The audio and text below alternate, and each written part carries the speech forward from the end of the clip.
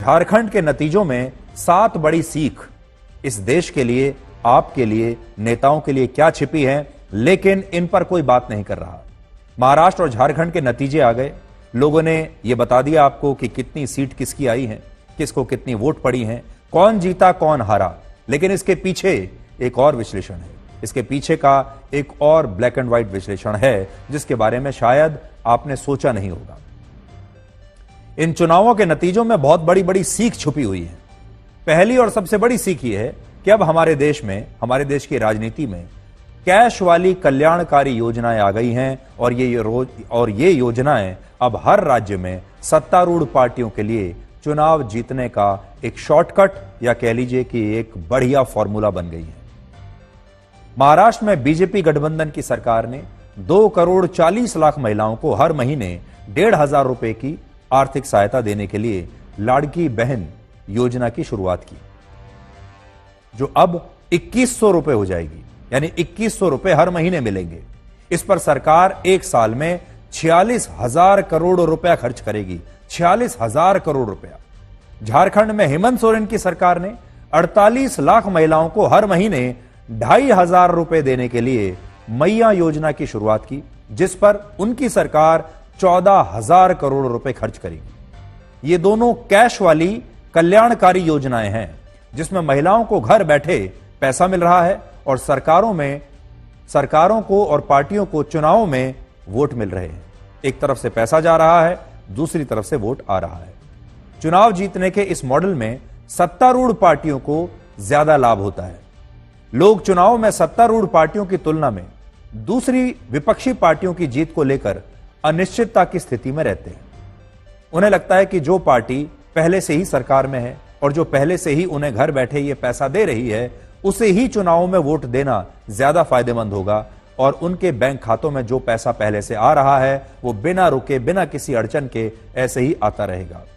इसे हम कहते हैं कि ये कंटिन्यूटी वाला मॉडल है कि जो चल रहा है वो चलता रहेगा, मैं बेकार का रिस्क क्यों लूं।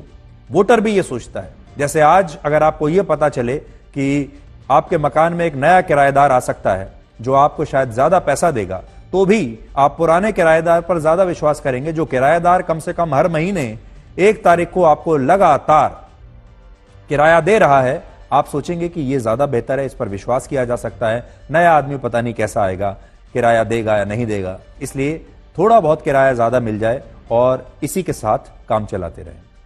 इसी प्रकार से अब हमारे जो देश के जनता है वो अगर उनके बैंक अकाउंट में पैसा आ रहा है कल्याणकारी किसी योजना का, तो वो उसे डिसकंटिन्यू नहीं करना चाहते, वो उस पर रिस्क नहीं लेना चाहते, जिसका फायदा सत्तारूढ़ पार्टियों को होता है। महाराष्ट्र में बीजेपी को हुआ और झारखंड में हेमंत सोरेन को हुआ। दूसरा, ये मॉडल चुनाव जीतने के लिए तो बहुत अच्छा है, लेकिन ये देश की आर्थिक तरक्की में नई चुनौतियां पैदा कर सकता है। भारत के 92 करोड़ कामगारों में से 62 करोड़ कामगारों की उम्र 35 वर्ष से कम है और इन युवाओं को सरकारों से रोजगार के नए अवसर और नई नौकरियां चाहिए, जॉब्स चाहिए। लेकिन हमारी सरकारें लोगों को घर बैठे ही अब कैश दे रही हैं और वो नौकरियों की कोई बात करना ही नहीं चाहती। और करें भी क्यों? अगर घर बैठे कैश आ रहा है तो फिर नौकरियों पर कौन ध्यान देगा? यह स्थिति भी तब है जब आज ही भारत सरकार ने यह कहा है कि देश के युवाओं में बेरोजगारी दर 10% है।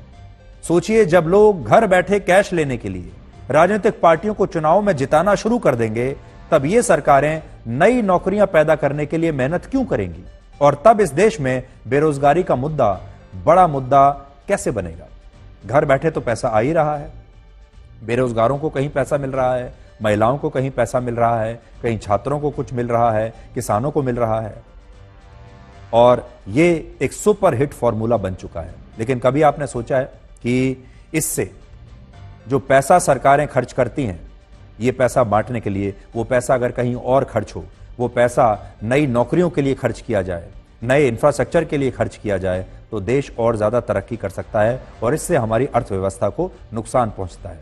लेकिन एक बड़ी बात यह भी है कि हमारे देश की जनता ये सोचती है कि सरकार जो उन्हें दे रही है ये पैसा, ये आखिर किसका पैसा है? ये जनता का ही तो पैसा है। जनता ने जो टैक्स में जीएसटी भर भर